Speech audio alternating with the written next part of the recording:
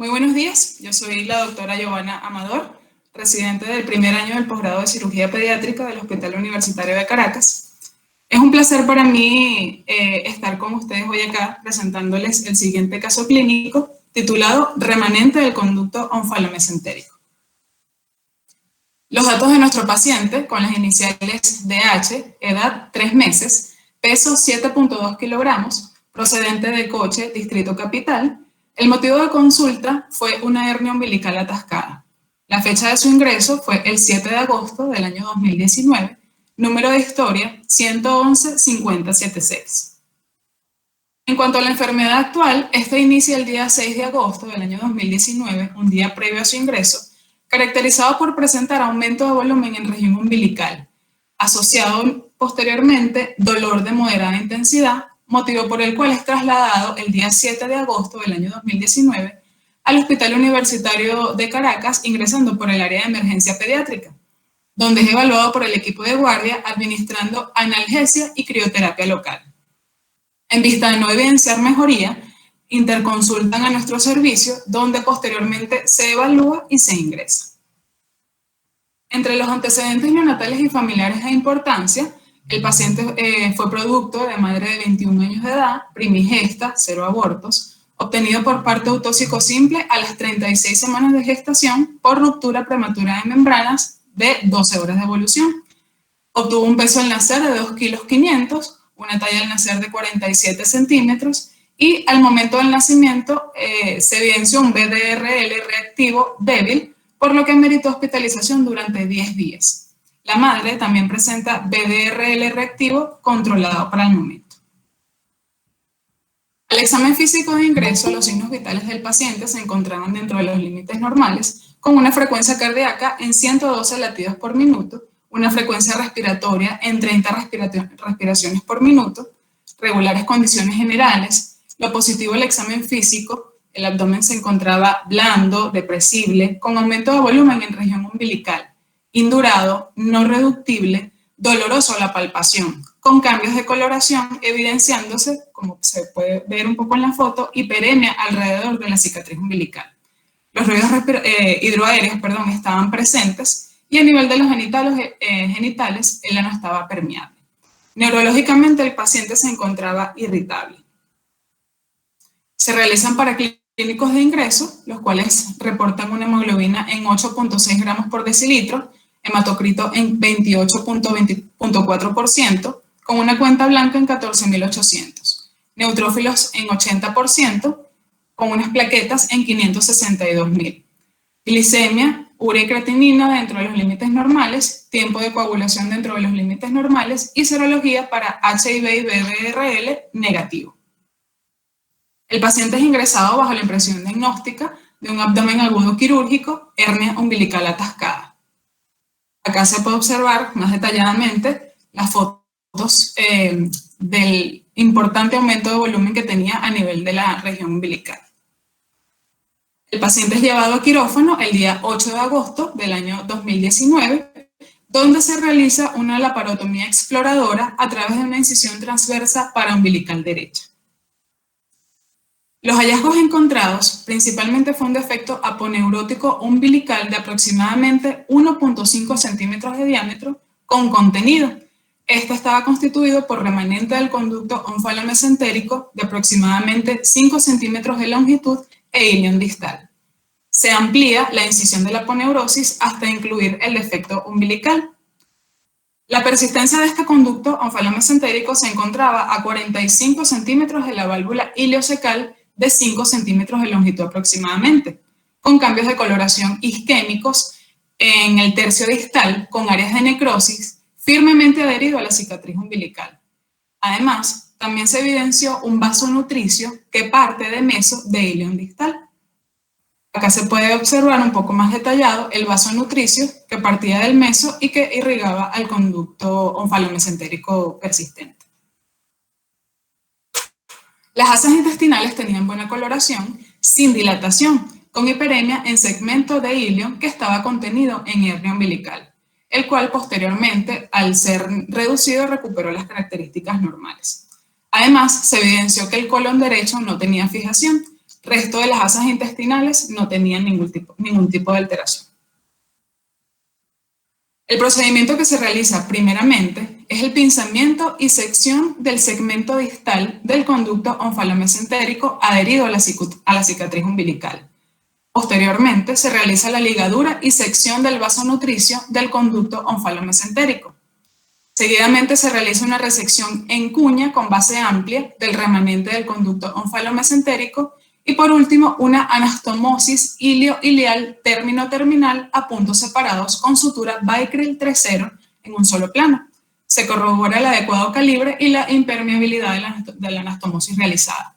Además, durante el transoperatorio se transfunden 2 unidades de concentrado globular y posteriormente el paciente egresa al área de recuperación bajo el diagnóstico de un postoperatorio inmediato de la parotomía exploradora, más reducción de asas intestinales atascadas y resección y anastomosis ilio-ilial término-terminal por remanente del conducto onfalomesentérico. En cuanto a la evolución postoperatoria del paciente, al tercer día se inicia vía oral sin complicaciones. Además, se realizan paraclínicos postoperatorios, los cuales reportan hemoglobina en 13 gramos sobre decilitro con un hematocrito en 40%, cuenta blanca en 9.400, expensas de neutrófilos en 62.9%, plaquetas en 403.000, química dentro de los límites normales, electrolitos séricos dentro de los límites normales. Al tercer día, el paciente presenta una infección del sitio quirúrgico caracterizado por salida de exudado purulento fétido moderado a través de la herida y una úlcera en la cicatriz umbilical, la cual correspondía al sitio donde estaba insertado el remanente del conducto onfalomesentérico, por lo que ameritó irrigación de la herida con solución antiséptica, mejorando con la misma. Se obtiene informe de biopsia de la muestra enviada, la cual reportó hallazgos histológicos compatibles con hernia umbilical atascada, persistencia del conducto onfalomesentérico, un borde de resección sin identificar que presentó signos de isquemia e inflamación aguda severa. No encontraron atipias ni malignidad. El tratamiento que recibió el paciente estuvo a base de ampicilina y metronidazol durante 11 días y amikacina durante 5 días. Posteriormente, se rota a vancomicina y meropenem, la cual recibe durante 6 días.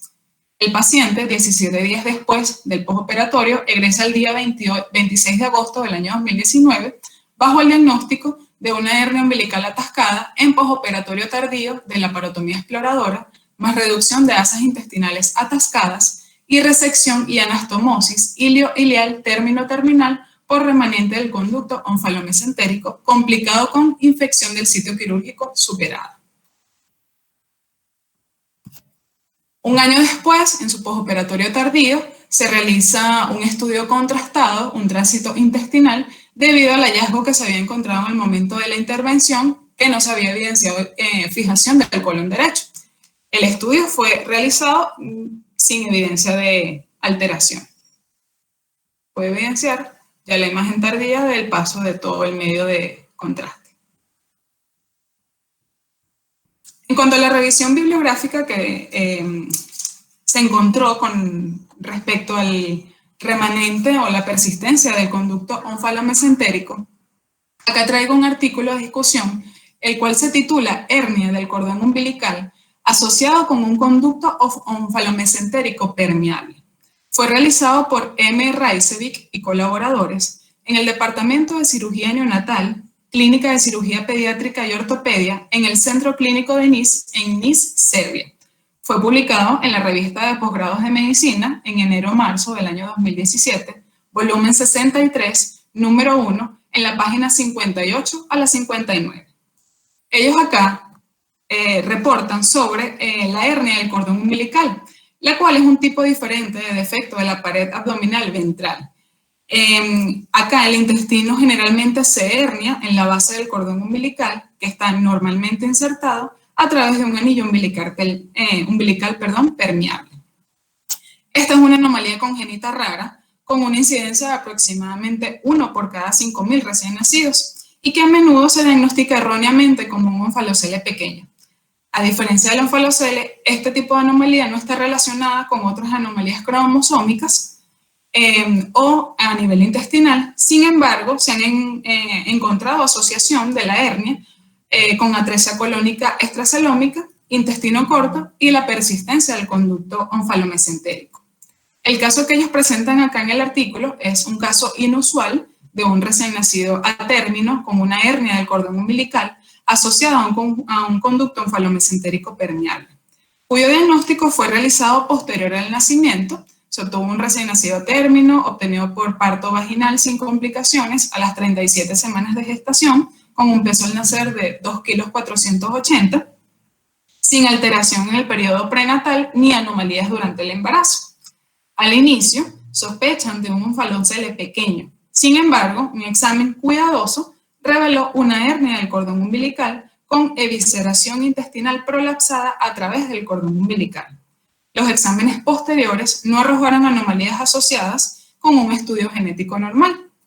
El paciente posteriormente es llevado a mesa operatoria, donde confirman la presencia del conducto onfalomesentérico como una mucosa extruida con aperturas a ambos lados, por donde se evidenció la salida o el paso del meconio, que es la primera imagen que se puede observar acá. Seguidamente realizan una ligadura de los vasos de los elementos del cordón y posteriormente disecaron la membrana amniótica y realizaron reducción de la mucosa eviscerada. Es la tercera imagen que se observa acá, donde se presenta la persistencia del conducto onfalomesentérico posterior a la reducción de la mucosa eviscerada. La resección del conducto onfalomesentérico ampliamente permeable se realizó con anastomosis ilioilial término-terminal. Se redujo el contenido del abdomen y se cerró el anillo umbilical. Los autores refieren que la hernia congénita del cordón umbilical es una hernia del intestino delgado y ocasionalmente de otras vísceras en el cordón umbilical, mientras que el resto de la pared abdominal anterior suele ser normal. Recordando un poco con esta imagen la embriología, sabemos que durante la tercera semana de la vida intrauterina existe una comunicación entre el intestino intraembrionario y el saco vitelino a través del tallo vitelino. Y a medida que el desarrollo avanza, esta comunicación se estrecha en un tubo conocido como el conducto onfalomesentérico, el cual generalmente se oblitera al final de la séptima semana de gestación. Sabemos que a partir de entre la quinta y sexta semana ocurre una hernia fisiológica del intestino medio hacia el celoma extraembrionario y que posteriormente este retorna hacia la cavidad abdominal al final de la 10ª o 12ª semana de gestación. En el momento en el que una pequeña parte del intestino medio no puede regresar completamente al abdomen y por lo tanto queda retenido en la base del ombligo, resulta en una hernia del cordón umbilical. Como ya sabemos, el tallo vitelino se suele desprender del asa del intestino medio hacia la 10ª semana. La falta de involución de este conducto, conocido como el conducto onfalomesentérico, es lo que nos va a llevar al desarrollo de distintas patologías conocidos como remanentes del conducto vitelino o la persistencia del mismo, siendo entre las más frecuentes o la más frecuente desarrollada el divertículo de Meckel, o de acuerdo a si existe una involución total o parcial, pueden presentarse distintas patologías de acuerdo al momento en el que ocurre la falta de involución del mismo, ya sea persistencia del cordón fibroso, quiste del conducto vitelino, conducto onfalomesentérico permeable o un seno umbilical. Acá se pueden evidenciar las imágenes donde se evidencian las distintas patologías que se pueden presentar de acuerdo a si existe una involución total, parcial, siempre habiendo una comunicación del intestino medio con la pared abdominal anterior. Retornando a la discusión del artículo, del caso del artículo, los autores refieren que para un diagnóstico clínico correcto es obligatorio buscar cuidadosamente la presencia de cualquier defecto de la pared abdominal, el anillo umbilical y la presencia del pliegue de piel en la base de este para que la afección no sea diagnosticada erróneamente. Además, cualquier engrosamiento inusual en la base del cordón junto con la más mínima apertura de la fístula a un lado debe alertarnos sobre la existencia de estas anomalías combinadas y que si esta se diagnostica erróneamente, el pinzamiento del cordón umbilical después del nacimiento puede causar una atresia iatrogénica del ilio. Muchas gracias. Acá una foto del paciente, el cual evolucionó satisfactoriamente luego de haber sido egresado a la institución.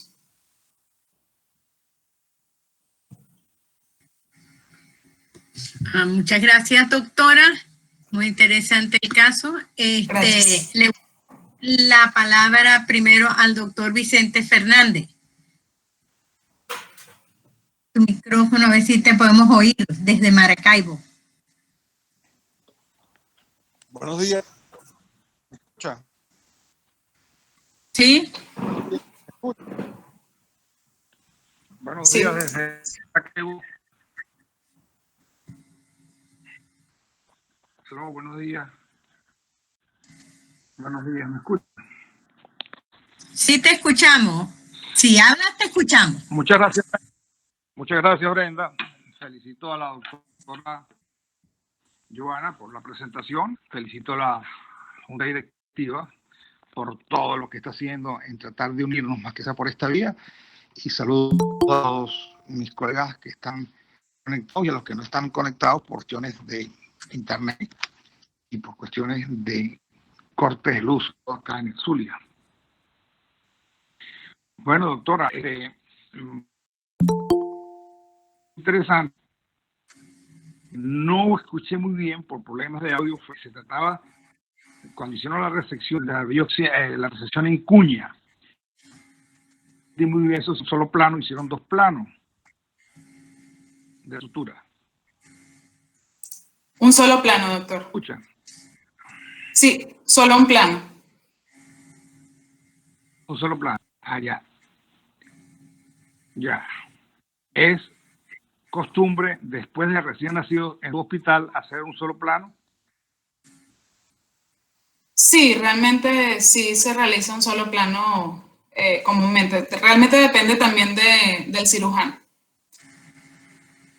Sí, exactamente, porque muchas escuelas, o sea, la escuela donde yo me formé aquí en el universitario, después de recién nacido había 2 planos, igual que la escuela donde también tuve la oportunidad de estar 3 años en posgrado de pediatría. Y eso es importante para la evolución del paciente. No sé si alguno tiene alguna pregunta con respecto a este tema. Realmente la persistencia y el conducto falamentérico son muy pocos los casos que a veces se presentan como un ombligo, ¿no? Y ahí hay discusión a veces si es una persistencia de un uraco, si es una persistencia de un conducto falamentérico, y muy poca, hay el granuloma umbilical, ¿no? Que lo confunde, pero muy pocas veces llega a la edad del caso este paciente con un ombligo ya con cambios de coloración y todo lo demás. ¿Aló?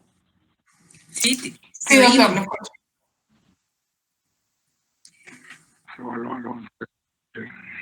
En relación a el uso de una, así a mí me hubiera gustado, porque tú dices que hiciste una resección en cuña. Cuando uno piensa en una resección en cuña, es que hiciste una V y simplemente quitaste la sección que es el divertículo, como lo quieran llamar, divertículo de medio.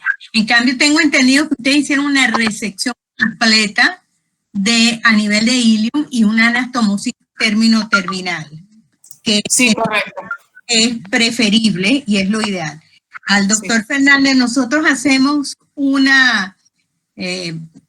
hacemos un solo plano en todos los pacientes, todos, sean adultos, bueno, niños grandes, niños chiquitos. Hemos demostrado que la anastomosis en un solo plano evolucionan muy bien los pacientes y mucho más rápido que en 2 planos. Pero eso lo traje yo de Inglaterra hace muchísimos años y y yo creo que, bueno, lo instalé en el hospital de niños y todavía persiste así. ¿Alguna otra opinión? ¿El doctor Chirino está por ahí? Doctor Chirino. Yo creo que tampoco tiene audio. Euro. ¿Algún comentario? Hola, buenos días. ¿Cómo están? Bueno, este tema ya creo que lo habíamos analizado en un webinar pasado, ¿no? Sí. Ok. Pero Bueno, de una nada forma más, diferente. sí, bueno, no voy a hacer mayores comentarios porque creo que este tema fue bastante discutido la vez pasada, ¿no? Pero Es bueno, correcto. por los años que uno tiene ya en la práctica, a veces uno recurre al anecdotario de estos casos, ¿no? Una vez tuvimos en el hospital donde yo trabajaba, en el Seguro Social, en Barquisimeto, un niño, un varoncito así de unos 2 meses de edad con un cuadro similar al que presenta a la doctora, al que presenta Giovanna. Y ese paciente realmente fue, evidentemente, un onfalomesentérico que tenía pues allí atascado en una hernia umbilical. El procedimiento que se hizo fue exactamente igual a lo que ella hizo, resección intestinal, anastomosis término terminal, y había un vaso muy importante que irrigaba el remanente del onfalomesentérico. Pero el cirujano que estaba operando, en vez de ligar, lo electrocoaguló con el electrocoagulador. Bueno, todo perfecto. El paciente, una semana después que regresa por la emergencia del hospital con un cuadro de shock y murió. Murió ahí en la emergencia del hospital. Como el único antecedente realmente que tenía de importancia del paciente era que había sido operado 8 días antes en el hospital, nos interesamos mucho por la autopsia del paciente, a ver cuál había sido la causa pues, de la muerte. Para nuestra sorpresa, nos conseguimos que el paciente tenía una necrosis del lóbulo derecho del hígado. Y lo que interpretamos, o lo que interpretó el patólogo, que la posible causa había sido una arteritis de la arteria umbilical ocasionada posiblemente por la electrocoagulación del vaso. Eso fue lo que se interpretó pues, en ese momento, pero un caso bastante curioso porque de verdad que era una necrosis casi de todo el lóbulo derecho del hígado lo que tuvo el paciente. Esto, pues por supuesto, nos obligó a revisar bibliografía que hubiese existido al respecto. Lo único que conseguimos era referencia a casos donde había ocurrido onfalitis en pacientes que tuvieran asociación de onfalomesentérico y onfalitis, y como consecuencia de la onfalitis se produjera una arteritis y la arteritis fuera la que produjera el problema pues, del infarto a nivel hepático. Y otro caso de anecdotario que tuvimos también fue un paciente que tenía una hernia umbilical igual, con contenido duro, así como ese, y el contenido no era un onfalomesentérico, sino era un vaso que estaba supernumerario, pegado ahí el epípelo mayor, y se había torcido y estaba dentro de la hernia umbilical, ocasionando pues un cuadro agudo, de abdomen agudo por una hernia atascada. Es lo que puedo pues comentar con respecto a este caso como anecdotario. Muchas gracias. Gracias a usted. ¿Alguna otra persona que quiera comentar?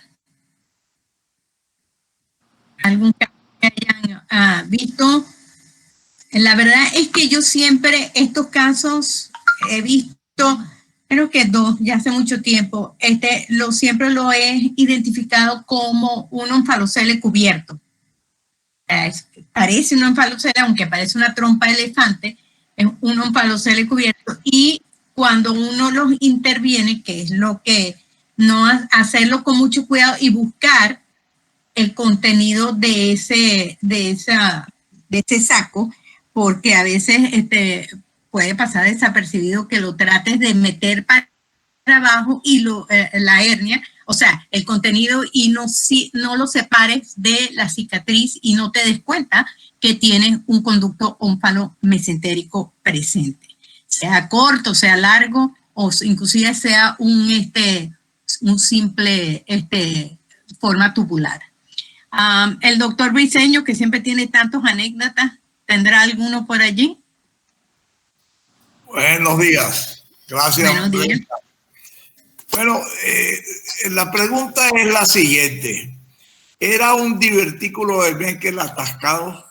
¿Era un divertículo o una persistencia del conducto onfalomesentérico?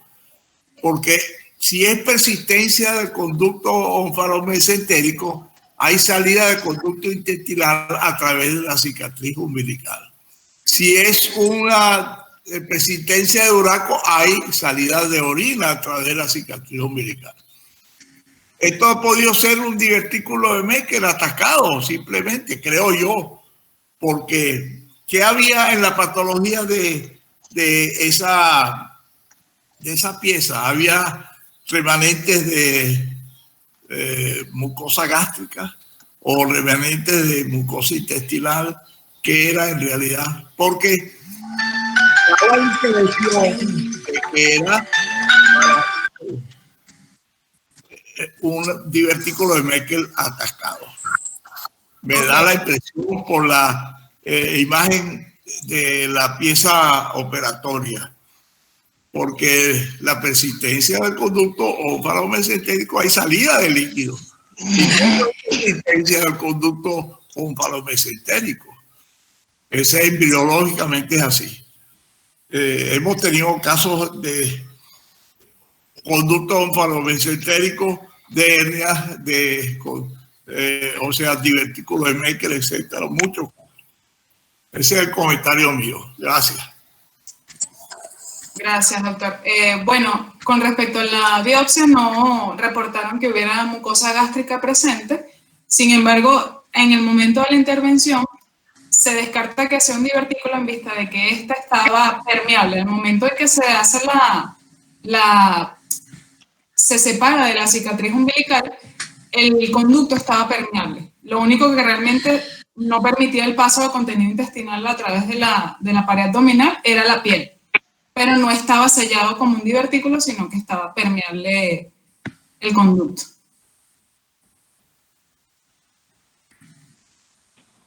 Brenda, buenos días.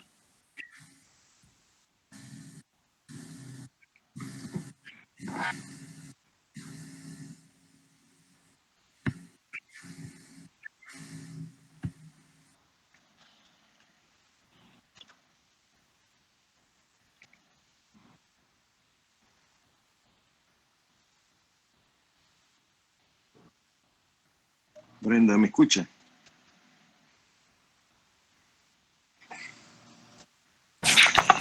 Sí, te escuchamos. Yo no sé si fue que Brenda salió porque la están llamando por teléfono. Se te escucha perfectamente. Okay. Bueno. Ok. Estamos perfectamente listos. En mi experiencia... Ok. Bueno, buenos días. Un placer saludarlos a todos. En mi experiencia quería comentar a la doctora que hasta ahorita no he llevado ni un paciente a quirófano por una hernia atascada en pediatría. Eso es extremadamente raro. Y durante mi formación de residente en el Hospital Infantil de México, a nosotros siempre nos inculcaban pensar y descartar una persistencia del conducto onfalomesentérico en los ombligos húmedos. Aunque la incidencia es pero muy poca. O sea, pupú en el ombligo. Lo que en adultos algunas veces sí llegan a presentarse, pero en pediatría eso es raro, pero siempre hay que tenerlo en cuenta. Lo que vemos con mucha frecuencia en las laparotomías en los pacientes ocluidos es los divertículos de Meckel con los remanentes que producen obstrucción. De hecho, son los que dan la sintomatología, que inclusive vólvulos. Eso sí es bastante o más frecuente. Pero la persistencia como tal de ese en el ombligo en pediatría, no. Eso definitivamente no. Así que, no sé ustedes, pero en realidad yo quería llevar también a discusión las hernias encarceladas, entre comillas, en pediatría, porque las hernias umbilicales en pediatría, en mi alta experiencia, trabajando yo en Mérida, en Maracaibo, en Cabima, pues hasta ahorita no he llevado ni un paciente a quirófano para hacer una exploración y una exploración por una hernia umbilical atascada. Eso es lo que quería comentar.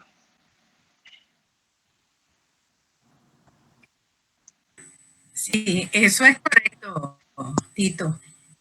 Inclusive cuando vienen esos ombligos dolorosos y que uno palpa, es ahí un dolor exquisito, pues inclusive mejora notablemente con tratamiento médico y después posteriormente como una electiva uno los interviene. Por eso fue que tuve mucho cuidado de decir no hernia inguinal atascada cuando he visto este tipo de lesión umbilical, sino que lo había denominado un omphalocele cubierto, o sea, es como un tipo de omphalocele con la piel toda cubierta. Como dijo el doctor, es verdad, uno siempre asocia la salida de secreción por el ombligo con una persistencia del conducto omphalocele, y en el caso de ella no había, solo había un divertículo de Meckel adherido a la cara interna de la cicatriz umbilical. Lo que no me quedó claro es que este niño no tenía nada y de repente apareció eso o nació con eso. Doctora. Él nació con la hernia umbilical. Siempre tuvo el aumento de volumen. La madre refirió que era reductible, pero bueno, el momento en que inicia la enfermedad, un día previo a su ingreso, ya estaba indurado, no estaba reductible y estaba doloroso. Lo que sospechamos es que a lo mejor se metió contenido intestinal. Sí, de hecho había ileum como parte del contenido. Dentro del divertículo y se infectó, pues, o hizo una reacción inflamatoria. Bueno, sí. ¿Algún otro comentario? ¿Quiere hacer un comentario? Al doctor Alejandro Ferrer.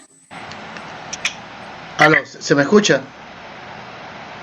Sí. Quería comentar, claro, un recuerdo vago que tengo de mi primera guardia como adjunto de cirujano pediatra en el JM de Los Ríos, ¿no? Que me pasó algo similar y claro, y yo quedé como en estado de shock porque no entendía bien lo que estaba sucediendo, ¿no? No era una hernia evidente, pero era un paciente con el ombligo plano que llegó con una clínica de apendicitis aguda, ¿no? Y se asemeja mucho a lo que dice la doctora Brenda. Él llegó con una clínica de apendicitis aguda, se hace un McBurney modificado y nada, y el apéndice está bien, y entonces ampliamos un poco y cuando busco, yo consigo el intestino delgado adherido al ombligo como una T. Entonces uno podría decir que es un divertículo de Meckel, que es un divertículo que uno podría decir que es un divertículo de Meckel, pero a diferencia del divertículo de Meckel no terminaba de manera puntiforme, sino que terminaba completamente derecho sobre la piel y ahí acababa y estaba adherido a la piel.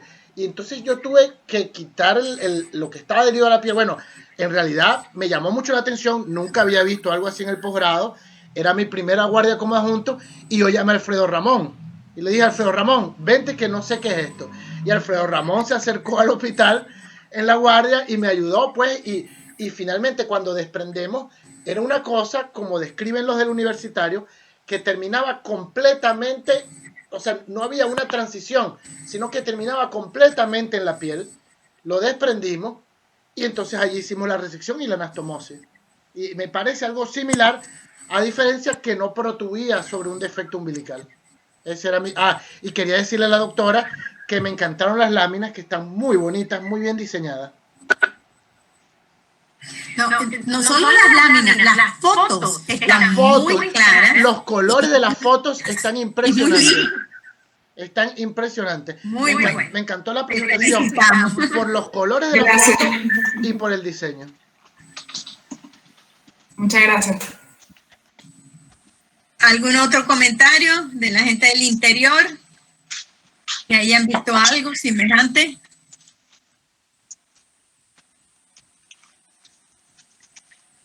Bueno, hoy sí estamos temprano, nos vamos temprano entonces hoy. Entonces, Carlos Prada, que haga un comentario sobre exploración laparoscópica en estos casos. No sé por dónde va a meter la cámara. Bueno, digo yo, ¿no? Sí, estoy por aquí. ¿Cómo están? Encantado de verlos. ¿Se me escucha, no? Sí, te escuchamos, Carlos. Sí, te escuchamos bien. Carlos. Ok. Carlos. Perfecto. Bueno, lamentablemente llegué tarde, no vi la presentación, pero sí he estado escuchando los comentarios, ¿no? Bueno, desde el punto de vista laparoscópico, claro, la entrada no debe ser por el ombligo, ¿verdad? El trócar para ver tienes que ponerlo bien lejos del ombligo, pues. Obviamente lo puedes poner como te digo yo, en el hipocondrio izquierdo pudiera ser, ¿ok? Y colocar dos trócares, uno hacia el epigastrio, el hipocondrio derecho, y otro hacia la fosa ilíaca izquierda, si vas a hacerlo desde el lado izquierdo, ¿no? O lo puedes hacer al revés, pues lo puedes hacer en epigastrio o fosa ilíaca derecha. En ese momento te vas hacia arriba, hacia la pared abdominal, y entonces ahí visualizas el conducto onfalomesentérico. Y bueno, ahí puedes utilizar sutura, despegarlo, llegarte hasta el intestino, ver si llega a la pared intestinal, y entonces puedes hacer tu resección anastomosis si quieres. O sea que no hay ningún problema. O en otro caso, abrir el ombligo, o sea, despegarlo, hacer una incisión en el ombligo, como hace uno para el apéndice, sacar el conducto onfalomesentérico, exteriorizar el asa y pues hacer la anastomosis afuera. O sea, desde el punto de vista laparoscópico sí se puede hacer, es muy factible y no es tan aparatoso ni engorroso. Perfecto, sí. Mira, una cosa que se me había olvidado, lo anoté y se me pasó, es que si ustedes están de acuerdo con la incisión que se utilizó para rectal, ¿por qué dijo usted que la incisión que utilizaron para la laparotomía? Sí, fue para umbilical derecha. Ok. Que yo a lo mejor ahí sí hubiera dudado y hubiera hecho algo como una incisión semicircular, como he hecho con otros conductos onfalomesentéricos, una incisión inferior infraumbilical chiquita alrededor del ombligo, y puedo ampliar y de ahí hubiera sacado. No sé si los demás están de acuerdo conmigo. Bueno, yo creo que la incisión que hicieron está bien. O lo que tú sugieres, Brenda, también se puede usar. Depende de lo que le guste al cirujano. A mí me gustan mucho las transversas para umbilicales derechas, para la exploración de la cavidad abdominal. Da buen espacio, no tiene que ser muy grande. Yo lo haría transversa derecha, como hicieron. La doctora Xiomara Pérez está pidiendo la palabra. ¿Estás ahí, Xiomara? Brenda, yo creo que también se podía haber hecho transumbilical, con el problema que ibas a caer en el intestino, ibas a ver que caíste en el intestino y ibas a extender un poco más hasta que se acabara el intestino y podías sacar el ombligo, el intestino, y luego cerrar. O sea, claro, lo hacías transumbilical y vas a caer en el intestino y vas a decir, oh Dios, caí en el intestino, pero no es nada que no se pueda resolver. Pero siempre pienso que si te alejas un poquito de la zona que está afectada, y mire, yo las he hecho semicirculares infraumbilical, y después esa incisión me permite que como hay un exceso de piel que va a quedar después de esa trompa que tiene el paciente, pues hacer una resección y modular el ombligo para que después le quedara un ombliguito más. Y si tienes algún problema, pues puedes extender la incisión hacia abajo en la línea media y tienes un poquito más campo, y eso te ayuda a remodelar también.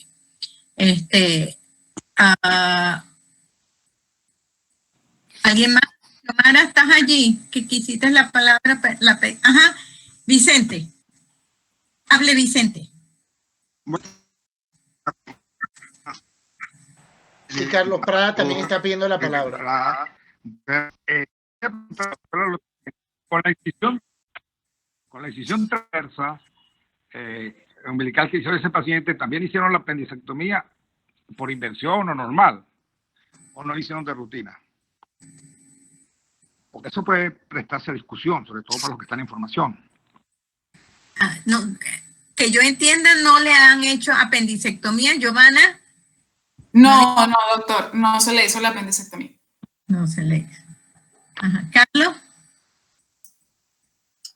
Sí, fíjate, Alejandro, el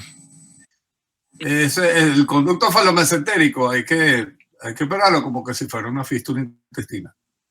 Entonces, es preferible hacer las incisiones más lejos del ombligo, o sea, posible. Hacer una incisión a través de la cicatriz abdominal puedes dañar un asa intestinal que debe estar adherida ahí o algo. ¿Me explico? Entonces tienes menos visión. Es como te decía Brenda, pues es preferible hacerlo lejos de donde está el orificio y tienes mejor campo, mejor visión, y además de eso, tú puedes exteriorizar bien las asas intestinales, revisarlo bien y después entonces poder hacer tu anastomosis. Generalmente puedes hacerlo, como dice el doctor Briceño, puedes hacer una transversa supraumbilical derecha o pudieras hacer una transversa infraumbilical, por ejemplo, para hacer esa tipo de incisión.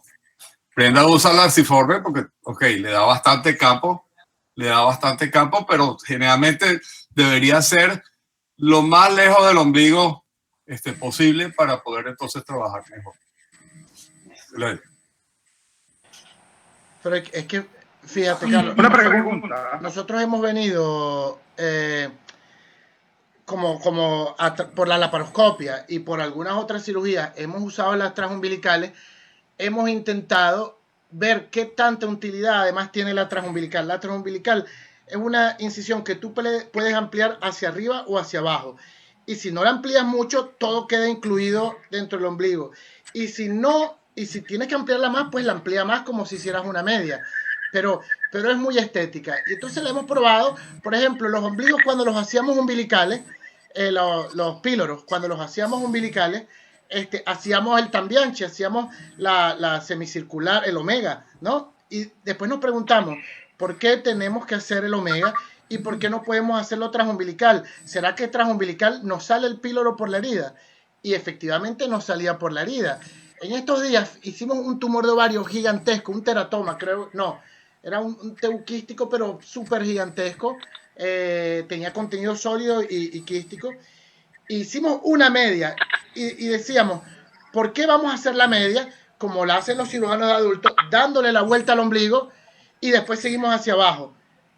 ¿Por qué no hacemos la media a través del ombligo? Y hicimos lo mismo, hicimos la media a través del ombligo. Estoy buscando aquí las fotos para mostrarles. Es impresionante porque le quedó la cicatriz de arriba, la cicatriz de abajo y el ombligo como si no se hubiese tocado. O sea, el ombligo antes se le tenía mucho miedo, pero yo creo que la laparoscopia demostró que el ombligo da para todo. Cuando tú sacas el intestino por el ombligo para hacer una Y de Roux y después lo metes hacia adentro. La laparoscopia ha demostrado que el ombligo aguanta lo que tú le hagas. Es como la piel del escroto, aguanta lo que tú le hagas.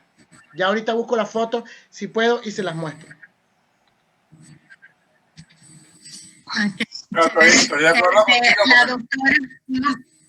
La doctora Bárbara Campos nos escribe: estas experiencias expuestas en estos pacientes que presentan defectos tan grandes y se puede sospechar la existencia de persistencia del conducto onfalomesentérico, se podría plantear la posibilidad de planificar la corrección quirúrgica temprana y no esperar como habitualmente hasta los 2 años de edad del paciente. Así se evitarían las complicaciones futuras. Bueno, sí, nosotros esperamos hasta los 2 o los 4 años cuando es una hernia común y corriente con la esperanza de que se cierre.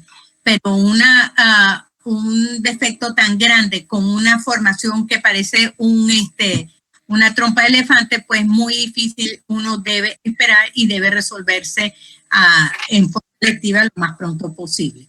El doctor Euro, ¿quería decir algo? Bueno, una pregunta que te quiero hacer, Giovanna. ¿Este paciente le hicieron ecosonograma antes de operarlo?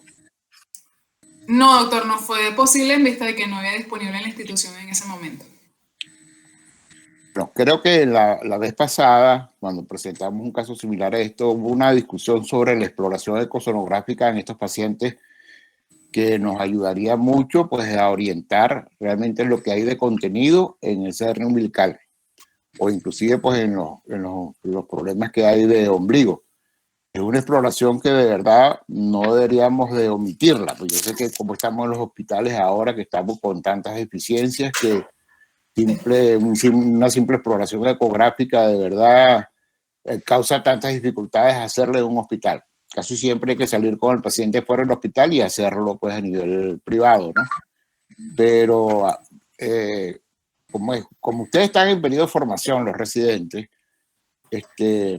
lamentablemente en las crisis de hospitales que tenemos ahora, los residentes los estamos enseñando a trabajar en condiciones que no son lógicas ni razonables, sino simplemente, bueno, a lo mejor como nos formamos nosotros en una oportunidad que también que trabajamos con las uñas en los hospitales nuestros, siempre han pasado por innumerables crisis. Y es verdad que yo me acuerdo cuando yo fui residente de cirugía general, bueno, tampoco teníamos hace muchos años atrás todos los recursos que hoy en día tiene la tecnología, pero es algo que uno no la debe omitir. Y de verdad que en este caso en particular, como no era una urgencia realmente resolver el caso, por lo menos ha podido habérsele hecho una exploración ecográfica, a lo mejor no en el universitario, pero a lo mejor en otro sitio, o alguno de los médicos que trabajan allí en el servicio, a lo mejor tienen en su consulta privada un ecógrafo y le hubiese podido hacer una mejor orientación del caso. Okay. ¿La doctora Xiomara Pérez va a hablar o no? Sí, quiero hablar, pero no sé si me oyen. Ya, ahora sí te oímos. Ahora, no sé que tenía algo bloqueado aquí, pero me desconecté y me conecté de nuevo. Yo quería hacer un comentario breve, no sé la experiencia de otros, pero en defectos umbilicales pequeños, en niños, yo he tenido la mala experiencia de que he tenido 2 niños con hernias umbilicales atascadas, con defectos pequeños. Yo le tengo a veces mucho más miedo a un defecto pequeño en un niño, en un lactante que tiene su abdomen globuloso o esos lactantes que pujan mucho. He tenido 2 niñitos, uno hijo de una bioanalista que ingresó, ya yo lo había visto con su hernia umbilical y le dije que vamos a esperar, que probablemente se le cerrara, pero llegó con el intestino atascado, tenía toda la piel negra y no era ningún divertículo, era simplemente el intestino que se le atascó. Sé que es muy raro, en el hospital de niños nunca operamos una atascada, pero yo en mi experiencia he operado 2 niños atascados, pero con el defecto bastante pequeño, no con defectos grandes. A eso les tengo menos miedo que a los defectos pequeños. Era lo que quería comentar. Sí, creo que tienes razón ahí. Lo que se ven usualmente son defectos pequeños. El doctor Carlos Prado. ¿Tiene la palabra?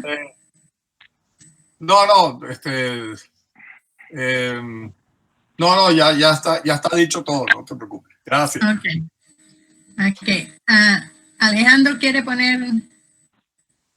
¿Alguien más? Estoy intentando poner la pantalla, pero no lo logro. Desde el teléfono. Ya va, deja que Vicente. Escucha. ¿Me escucha? Sí. Habla. Vicente, habla. Bueno, yo quisiera hacer una observación. Yo quisiera hacer una observación, sobre todo hay residentes de formación, y ya que había una incisión transversa supraumbilical derecha, quería preguntarle a la mayoría de la audiencia, no en tiempo pasado, sino en tiempo presente, con un futuro que se presente, ¿quién de la audiencia hubiese hecho la apendicectomía profiláctica normal o por inversión?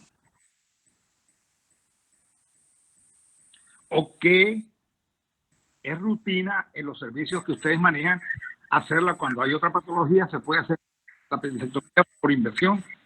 ¿Sí o no? ¿O normal? Bueno, yo hace tiempo que dejé de hacer ¿Me escucharon? Sí, te oímos. Sí, nosotros hacíamos apendicectomía en casos que no eran directamente una apendicitis y que se la hacíamos con la resección normal, la apendicectomía, o la hacíamos por inversión. Solamente hago inversión en las invaginaciones intestinales. Perdón, en las invaginaciones intestinales. Solo hago inversión en las malrotaciones intestinales. Cuando esta sí la invierto y la machaco y la dejo. Pero no tengo la costumbre ahorita de quitar apéndice sana, previendo que, no sé, especialmente los más pequeños, de que vayan a requerir el apéndice para alguna otra problema que vayan a tener a posterior, especialmente los pacientes que tienen malformaciones anorrectales, etcétera. Trato de conservar la apéndice, especialmente en los pacientes con malformaciones anorrectales, porque el apéndice la puedo usar para otros tipos de derivaciones y entonces no lo aconsejo. ¿Alguien más? Sí, bueno, ahí está. Yo quería hacer el comentario también que nosotros desde hace mucho tiempo no hacemos apendicectomías profilácticas. Únicamente, como dice Brenda, en malrotación intestinal. Y hemos utilizado el apéndice en algunas otras circunstancias, en problemas urológicos para sustituir uréteres, etcétera, por traumatismo.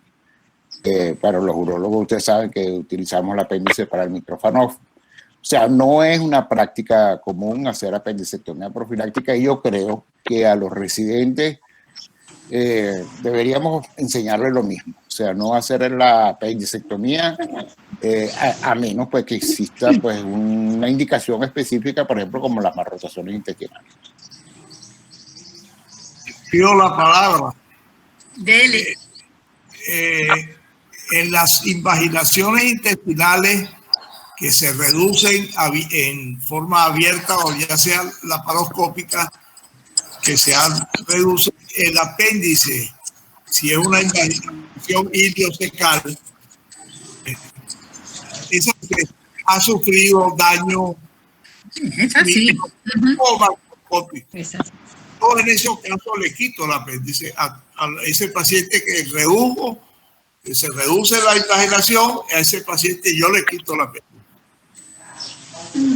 Ahí sí estoy, pero está involucrado dentro de la patología que estamos actuando. Claro. Pero es un caso de que estás operando algo por allá arriba y me quito ahora que acabo de operar un paciente de un cierre colostomía, un síndrome de Down, con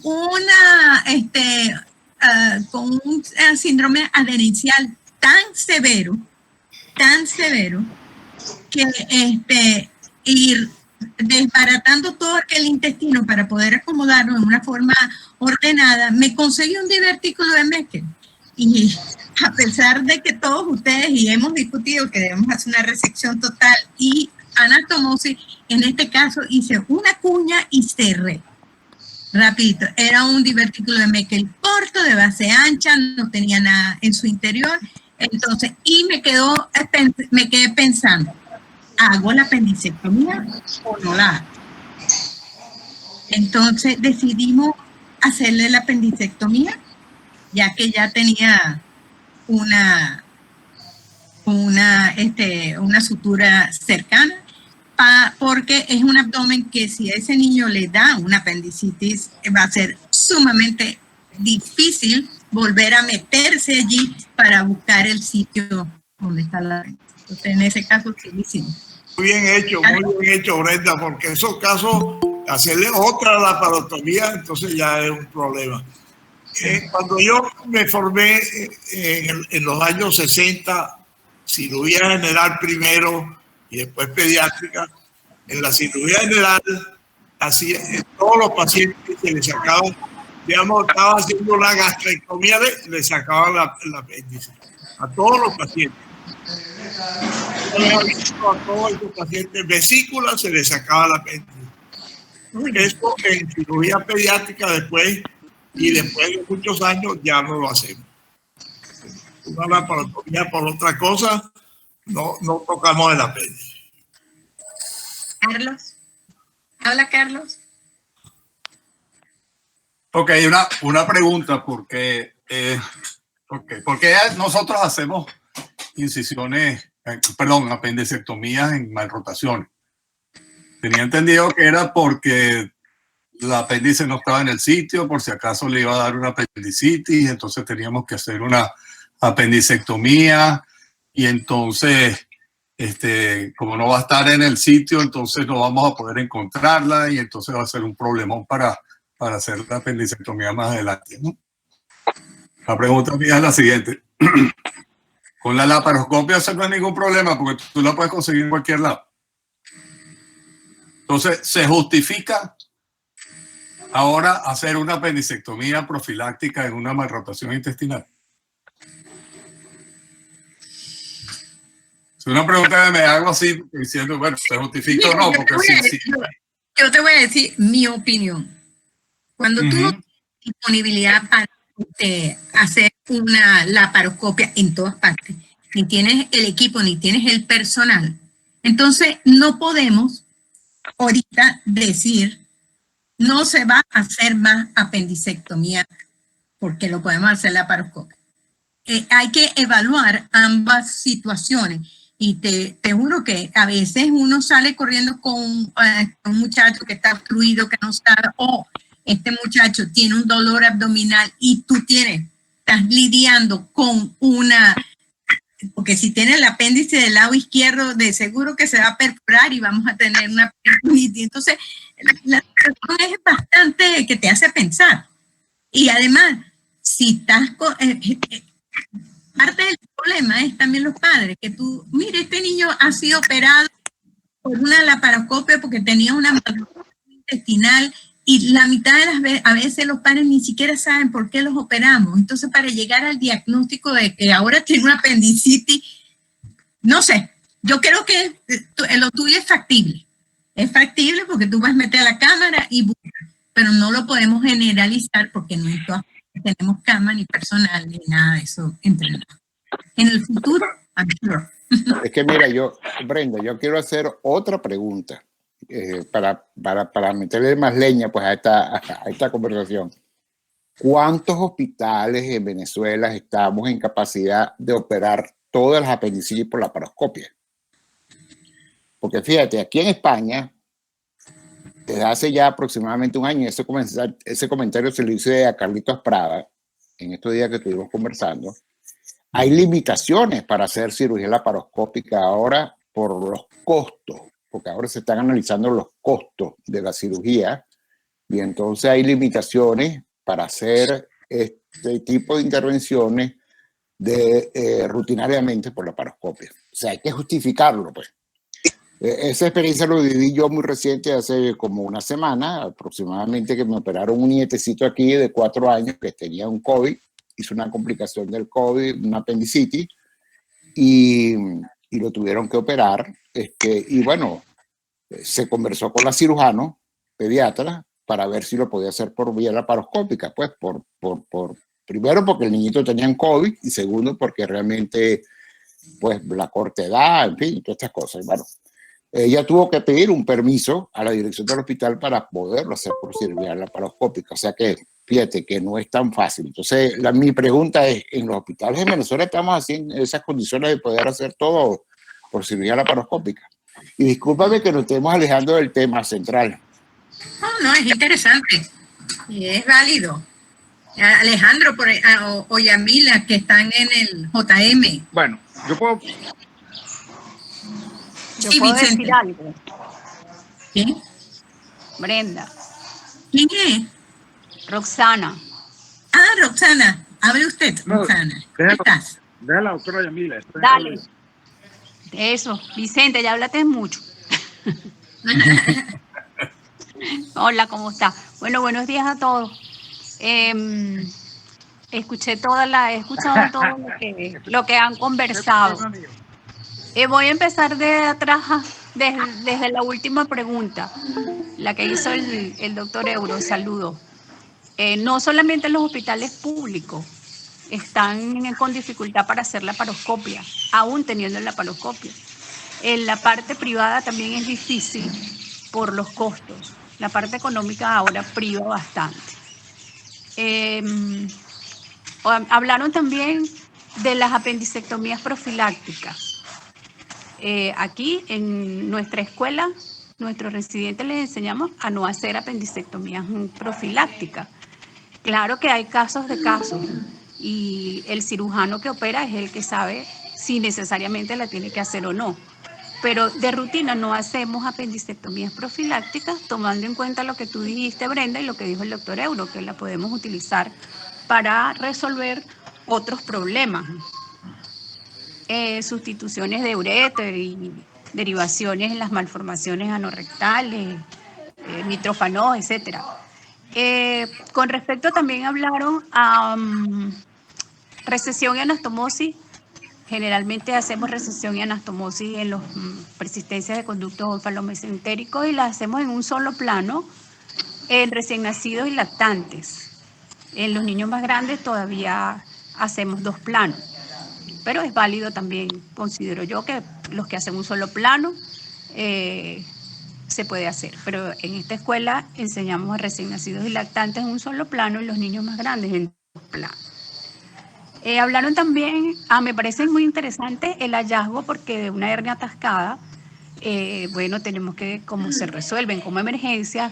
Yo sí he tenido hernias umbilicales atascadas, las hemos tenido en el hospital y las hemos tenido en la parte privada. Es importante estar pendiente del hallazgo, porque no solamente puede pasar desapercibido un ónfalo-mesentérico, también una persistencia de uraco.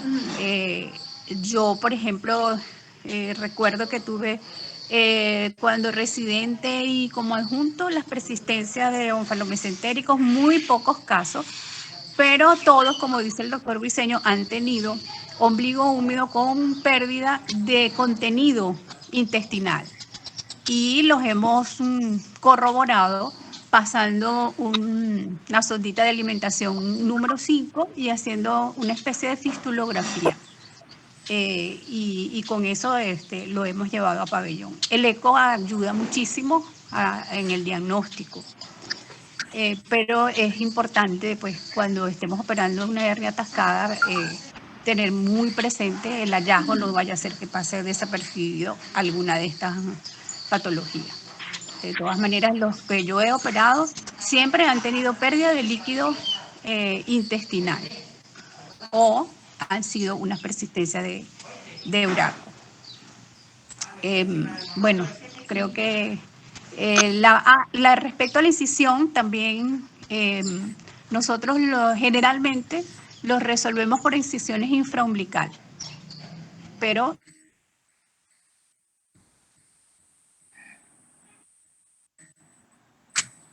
se nos fue. Roxana. Se cayó. ¿Viste? No vimos lo último.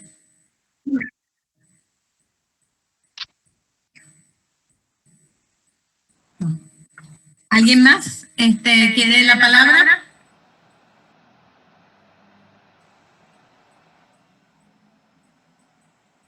El doctor Wenceslao estaba pidiendo la palabra. Pero es que no los veo en pantalla, entonces no sé quién pide la palabra. Si levanta la mano, no los veo. Vicente, dino. Bueno, yo respeto lo que usted ha dicho sobre el apéndice, pero estamos hablando de pacientes que no tienen ninguna vejiga neurogénica, estamos hablando de pacientes que no son recién nacidos, que es muy difícil que ya tenga un problema urológico a una edad de 5 o 7 años para conservar el apéndice. Si fuera un hijo mío y le van a hacer otro procedimiento y se puede realizar la apendicectomía, yo le digo, sea normal, puedo someter a un hijo mío a una... Claro, que ya tiene un problema urológico, usa para un micrófono al apéndice o para cualquier otra cosa. Estaba preguntándole porque hay información y no lo vayan a criticar si en algún momento del procedimiento es apéndice, el problema. Porque todo es por protocolo, pero a veces están ahí en la cirugía para hacer determinar qué incisión uno va a hacer. Yo no voy a criticar la decisión, me parece que fue la que hicieron. No es que esté decía el doctor Ferrer en cuanto a la decisión por la vía media, que yo trabajo a veces con adultos y lo hace con mucha frecuencia por la vía media, en la mediana, pero yo, mi duda es, cuando no sospechamos que nos va a ser útil el apéndice, ¿para qué la vamos a dejar? Y número dos, para responder a la pregunta de la doctora Brenda en torno a la laparoscopia en estos hospitales, aquí en el Zulia yo puedo dar fe de que aquí en el Zulia no se está haciendo la laparoscopia en ningún hospital, y que me vengan a desmentir lo contrario. Se está haciendo en privado y en algunas clínicas, y cuando el paciente pueda soportar lo necesario, tenga las condiciones para hacerlo. Gracias. Wenceslao, ¿estás allí? La parte económica priva mucho. Claro. Ahora, Wenceslao, doctor Plaza.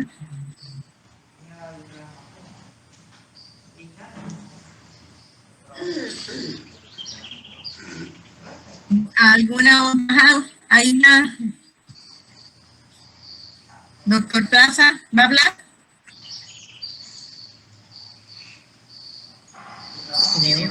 Yo quería compartir Es las que se nos va fotos. la señal mucho.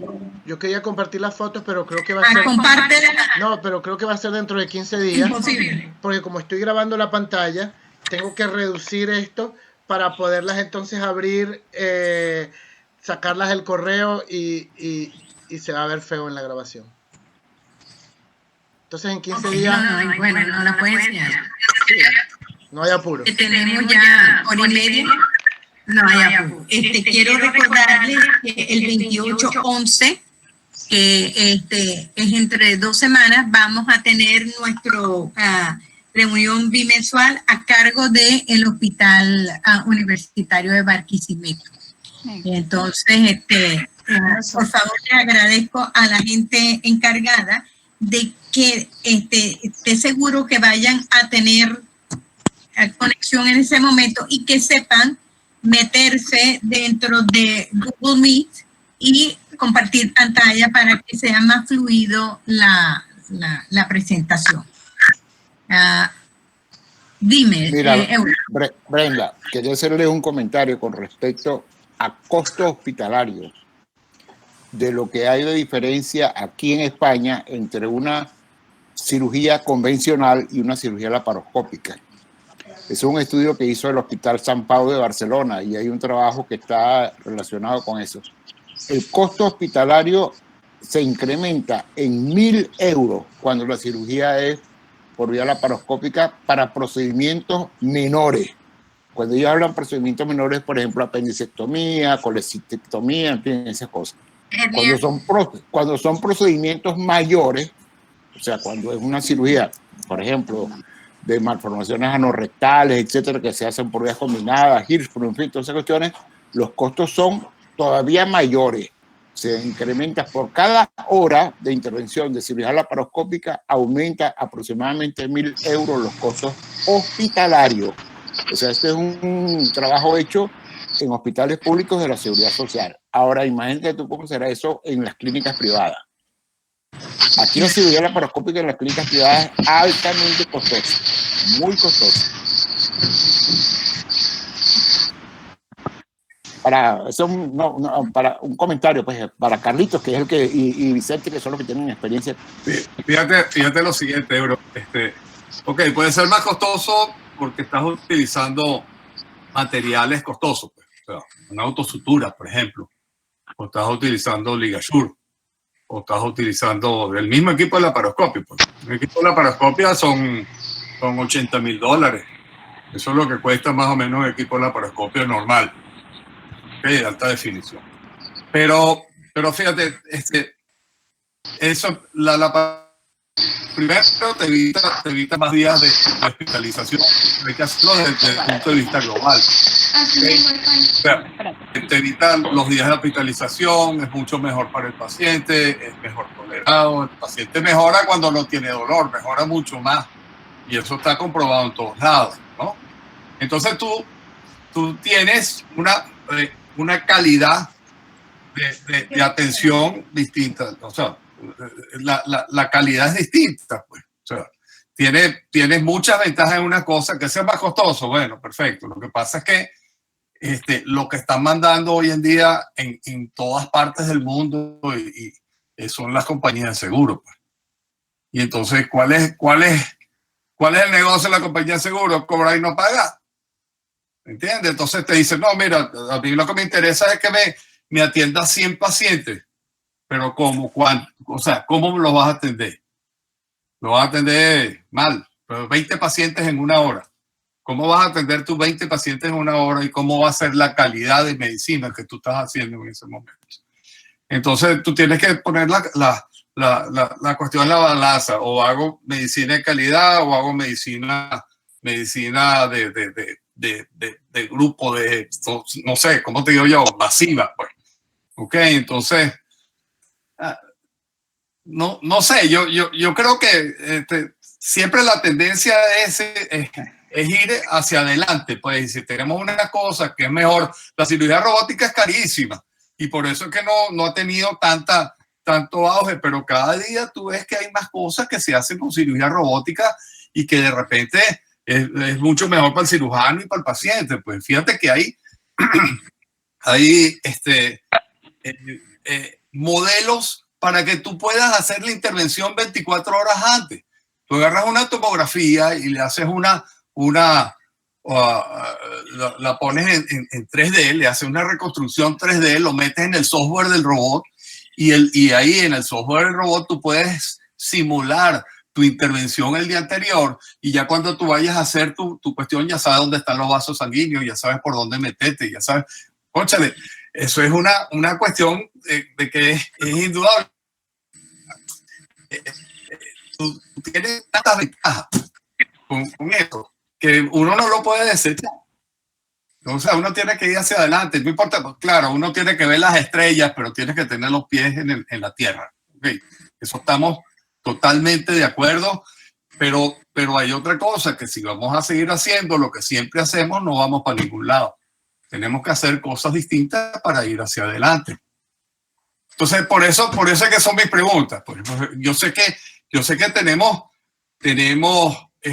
limitaciones y tenemos cosas que nos hacen que nosotros no hagamos nada, pero fíjate que Vicente Fernández y yo empezamos a hacer la laparoscopia en el año 94, Vicente, ¿no? En el año 94. Y fíjate que... ¿Cómo no? Sí, ¿no? Ajá. Entonces, fíjate, ya son 26 años. Son 26 años que estamos haciendo cirugía laparoscópica. Y, cónchale, ¿cómo nos ha costado? Que le hicimos primeramente aquí en el Zulia. Exactamente. Entonces, ¿cómo nos ha costado? Pero la cuestión es que, ok, si nos quedamos todos haciendo, no hacemos cirugía laparoscópica. Estamos años luz de la medicina que se está haciendo en el primer mundo. Ahora que en España hay una campaña contra la laparoscopia y tal, pero en los Estados Unidos tú ves que todo el mundo hace su laparoscópica y robótica y tal, igualito que en Francia, en Italia, en Alemania. Entonces, no sé, yo trato de ir más o menos hacia lo nuevo, pues no quiero que me malinterpreten, pues en ese sentido, sino que si la tendencia hoy en día es la cirugía mínima invasiva, entonces vamos a ir metiéndonos ahí, ver las bondades y las no complicaciones, pero las bondades, la fortaleza y las amenazas que tenemos de eso. Estamos de acuerdo contigo, Carlos, y eso es que vamos a ir. Pero el gran problema es que estamos en una situación país, aunque tenemos que echar para adelante, tampoco es como una pared y básicamente, mira, yo sé que ya en las clínicas no tienes para ligar, no tienes esto, se echó a perder el ligature y no lo puedes reparar. O sea, tenemos muchas cosas, pero estoy de acuerdo contigo. El futuro es hacer todo esto laparoscópicamente, casi todo, pero hay muchas cosas que tenemos que recordar que el residente también tiene que saber abrir un abdomen cuando sea necesario hacerlo. Alejandro, diga. Fíjate, yo quería decir que estoy completamente también de acuerdo, completamente de acuerdo con Carlos. Yo no diría ni siquiera que es el futuro, ese es el presente, ¿no? En unas patologías como la apendicitis aguda y la litiasis vesicular, el gol estándar es la laparoscopia. Ahí pasa en España, precisamente, que tienen una crisis económica, que la salud la paga el Estado y al Estado no le importa la evolución del paciente. Mientras menos impuestos gastes tú en atención de salud, más impuestos te quedan para otra cosa.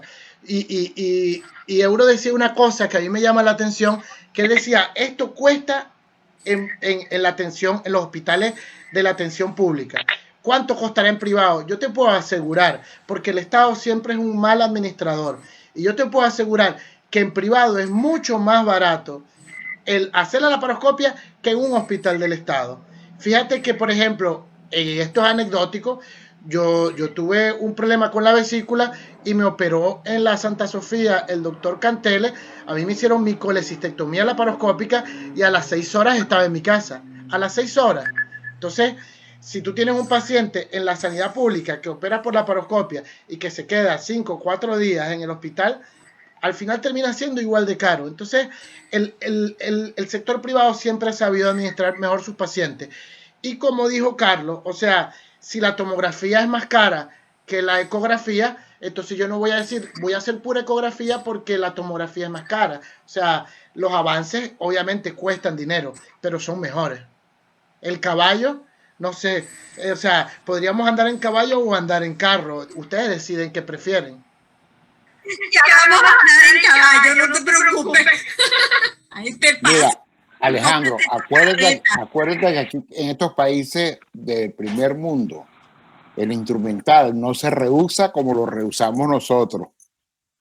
Ajá, ese es otro. ¿Entendiste? Entonces, sí, claro. cada vez que tú vas a operar aquí a un paciente, tienes que poner instrumental nuevo. Euro, no pero ¿por qué no puedes poner quieren? instrumental rehusado. Disculpa, Euro. E inclusive aquí hubo un conflicto tremendo hace poco, una demanda inclusive judicial a una de las principales clínicas aquí de Madrid, porque operaron un paciente con trócares reutilizables en medio de este problema de la pandemia y la cosa y tal, que sé yo.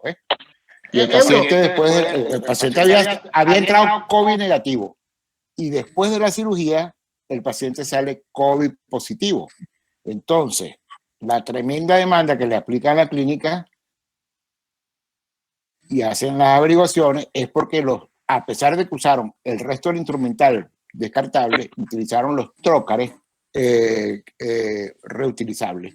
Entonces, bueno, fíjate, todo eso está encareciendo la cirugía de las clínicas privadas en estos países. Es un círculo vicioso y es una necedad de ellos, porque seguramente el Estado tiene un negocio con los fabricantes de instrumental reutilizable, porque tú no me digas a mí que un trocar reutilizable es mejor que un trocar Stores. O sea, yo tengo trocar Store y pinzas Store. Ese yo tengo que usar unas pinzas Purple Surgical y dejar de usar mis pinzas Store, que son mucho mejores. O sea, y yo no creo que el COVID sobreviva a un Exterra. Yo lo dudo. Entonces, todo forma parte de un entramado que es un poco tramposo. O sea, mi instrumental Stores es mejor que cualquier instrumental reutilizable. Y mis trocares Stores también son mejores. Entonces, yo creo que aquí hay algo más que eso. Entonces, ellos podrían utilizar, vamos a fabricar entonces ópticas desechables también. ¿Por qué las ópticas no son desechables? Porque valen $3,000, $5,000, porque tienen fibra óptica. Pero las ópticas no son desechables. Entonces no puedes hacer laparoscopia, no puedes hacer una cirugía abierta porque el mango, el bisturí no es reutilizable, porque los mosquitos no son reutilizables. No sé si me entienden mi punto. Sí. Bueno, yo creo que esta es una discusión para otro webinar, que a lo mejor lo vamos a encargar a Carlos para que la dirija, con una presentación de un caso interesante. Implicaciones político-filosóficas de la cirugía. Y nos vamos a ver entonces el 28 de noviembre con el próximo webinar de Barquisimeto. Hasta luego y gracias por asistir. Saludo para todos, que la pasen muy bien. Hasta luego, gracias.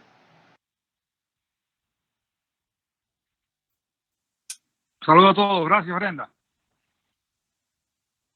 Hasta luego, gracias.